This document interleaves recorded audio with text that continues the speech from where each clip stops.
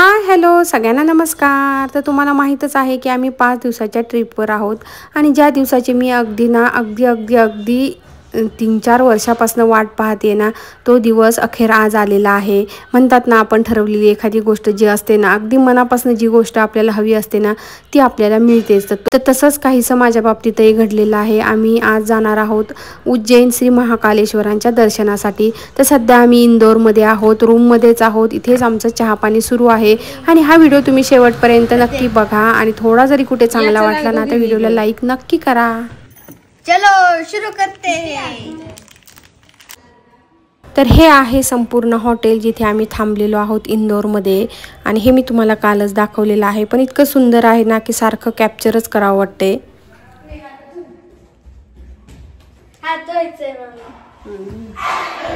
आहोंना झालेली आहे सर्दी आणि आता जी तुम्ही शिंका ऐकल्या ना त्या त्यांच्याच आहेत। मोठ्याने शिंका येतात त्यांना आणि आम्ही सगळेजण अगदी दचकूनच जातो।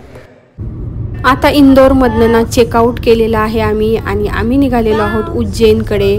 आणि हे बघा, इथे आम्ही उज्जैन नगरीमध्ये प्रवेश केलेला आहे आणि खूप जास्त एक्साइटेड आहे मी। व्हिडिओ तुम्ही शेवटपर्यंत नक्की बघा।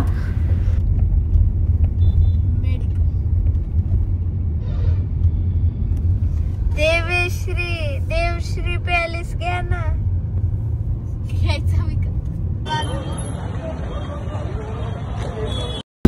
10-10:30 पर्यंत तर आम्ही उज्जैनमध्ये पोहोचलेलो होतो। इंदोर ते उज्जैन फक्त 1.5 तासाचं अंतर आहे आणि इथे आल्यावर ना पहिल्यांदा आम्ही रूम बुक केली, सगळं सामान ठेवलं, फ्रेश वगैरे झालो आणि मग आलेलो आहोत श्री महाकालेश्वरांच्या दर्शनासाठी। तर आम्ही ना इथे ई रिक्षा केलेली आहे।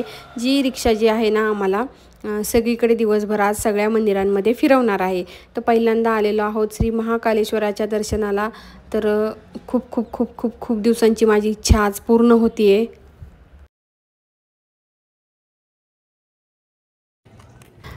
आता आम्ही इथे जी एंट्री केलेली आहे ना ती बॅक साईडने केलेली आहे आणि त्यामुळे गर्दी फार इथे काही दिसत नाहीये, पण जसं जसं आम्ही फ्रंट साईडकडे गेलो ना तशी गर्दी तिथे खूप जास्त होती। रात्री पण यायचे ना? रात्री तर मी यायचे म्हणजे मध्ये जाऊन ते रूमवर बसायचंय, नाही फिरायचंय मध्ये। ते बघ तिकडे पलीकडे मंदिर आहे। कुठं दिसलं तुला कलश? हे काय जाऊ पलीकडे दिसलं का?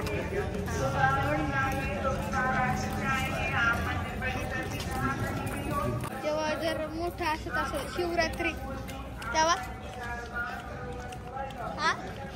तर इथे आलो ना तेव्हा गर्दी खूप होती आणि आतमध्ये ना कॅमेरा वगैरे नेणं अजिबात अलाउड नाही आहे। त्यामुळे सगळंच आम्ही बाहेर ठेवून मस्त छान असं दर्शन घेतलं। आमचं दर्शन इतकं छान झालं ना आणि त्यानंतर मग बाहेर आलेलो आहोत। थोडेसे फोटो वगैरे घ्यायचे होते आणि अजून आम्हाला दिवसभर इथे भरपूर मंदिरं फिरायची आहेत।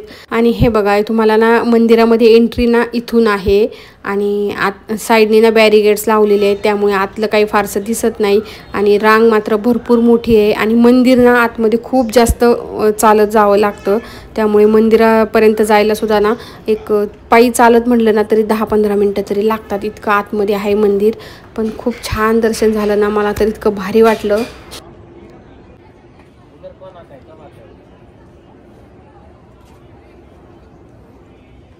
यांचं 10 मिनिटात शोध देणार आहे ते। मग थांबायचं का आता? कारण रात्री येणार आहे ना आपण, मग रात्री येतोय, रात्री गेलो। आणि असं म्हणतात की श्री महाकालेश्वरांचं दर्शन घेतल्यानंतर ना इथले जे कालभैरवनाथाचं मंदिर आहे ना तिथे जाऊन दर्शन घ्यायचं असतं। तर तिकडेच आता आम्ही पहिल्यांदा जाणार आहोत आणि मस्त अशी ई रिक्षा केली होती आम्ही। खूपच भारी वाटली ही रिक्षा आणि आम्ही आलेलो आहोत आता कालभैरवनाथांच्या दर्शनासाठी। पण जाताना इथे ना आम्हाला मस्त 2 माकडं दिसलेली, मस्त केळी खात होती ती। तर इथे गर्दी भरपूर होती, प्रचंड गर्दी होती इथे। त्यानंतर आलो होतो आम्ही सांदीपनी आश्रमामध्ये। इथे आतमध्ये आम्ही फिरलो बराच वेळ। इथे ना श्रीकृष्णांचं आश्रम म्हणजे शिक्षण इथे झालेलं आहे, तर तिथे फिरायलाही आम्हाला 1-1.5 तास गेला। त्यानंतर गडकालिका मातेचं दर्शन घेतलं आणि संध्याकाळी 5:30 वाजेपर्यंत आम्ही बरोबर रामघाटावर आलो होतो। इथली आरती जी आहे ना, शिप्रा नदीची आरती, ही मला अटेंड करायचीच होती। असं पूर्ण प्लॅनिंग केलेलं होतं दिवसभराचं ना, की जेणेकरून मस्त अशी आम्हाला ही आरती पण मिळाली।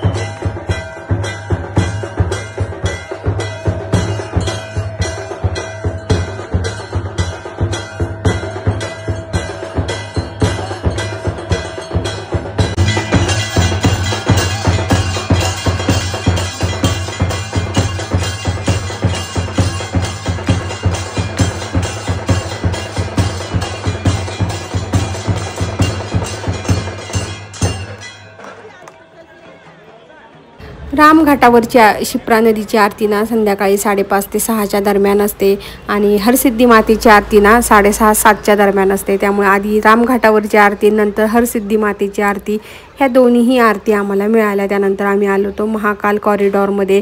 हे संध्याकाळी ना इथे खूप जास्त छान असतं आणि हे सगळं खूप बघण्यासारखं असतं. त्यामुळे संध्याकाळचं इथे नियोजन होतं आमचं. आणि संध्याकाळची ना आम्हाला श्री महाकालेश्वरांची ना जी शयन आरती असते ना तीही अटेंड करायची होती. पण इतकी गर्दी प्रचंड होती ना आणि मुलं पण कंटाळलेली होती ना, त्यामुळे आम्ही तो प्लॅन कॅन्सल केला. आणि खूप छान होतं, हे फिरण्यासारखं होतं, बघण्यासारखं आहे. आणि इथे सुद्धा आमच्या ना जवळजवळ 1 ते 1.5 तास 2 तास कसे आणि कुठे गेले ना ते सुद्धा कळालं नाही. आणि फायनली आता आम्ही इथे ना रूमवर जाणार आहोत. आणि दुसऱ्या दिवशी म्हणजे उद्याच्या सकाळी आम्हाला ना लवकर निघायचं आहे. आमचा परतीचा प्रवास असणार आहे. असं काही आमचं हे उज्जैन दर्शन झालेलं आहे. खूप छान झालं आणि अगदी जसं आम्ही ठरवलं होतं ना त्याप्रमाणे सगळं घडलेलं आहे. आता ही दुसऱ्या दिवसाची सकाळ आहे आणि सकाळी सकाळी लवकर आवरून आमचा परतीचा प्रवास सुरू झालेला आहे. तर हा प्रवास जो आहे ना तो साधारणपणे 15 ते 17 तासांचा असणार होता. त्यामुळे जरा सकाळी आम्ही लवकरच निघालेलो होतो. सकाळी 7 वाजता आम्ही निघालो होतो आणि आम्हाला मात्र घरी पुण्याला पोहोचायला वाजले 12 रात्रीचे. तर असा आमचा ना खूप मोठा आणि लांबचा प्रवास होता आणि ड्रायव्हिंग फक्त आणि फक्त अहोच करत होते. त्यामुळे थोडंसं मध्ये आम्ही एक अर्धा तास 15 मिनटं ब्रेक घेत होतो. हा व्हिडिओ तुम्हाला कसा वाटला हे मला कमेंट सेक्शनमध्ये नक्की सांगा.